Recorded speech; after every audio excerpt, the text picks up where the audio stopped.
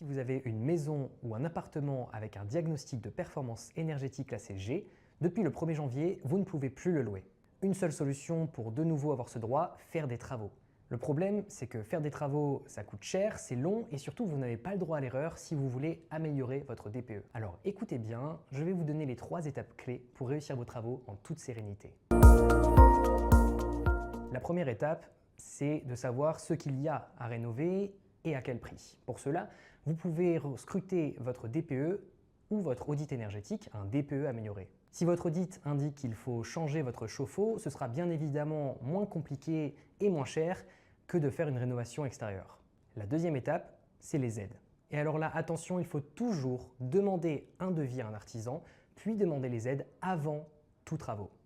Alors les aides, il y en a beaucoup. La première, c'est MaPrimeRénov', la mesure phare du gouvernement. En fonction de vos revenus, cette aide peut aller jusqu'à 21 000 € pour un seul geste, un changement de ballon d'eau chaude ou de fenêtre, et même jusqu'à 63 000 € si vous faites une rénovation d'ampleur avec plusieurs gestes. Parmi les aides, il y a aussi le certificat d'économie d'énergie qui est donné par tous les distributeurs d'énergie.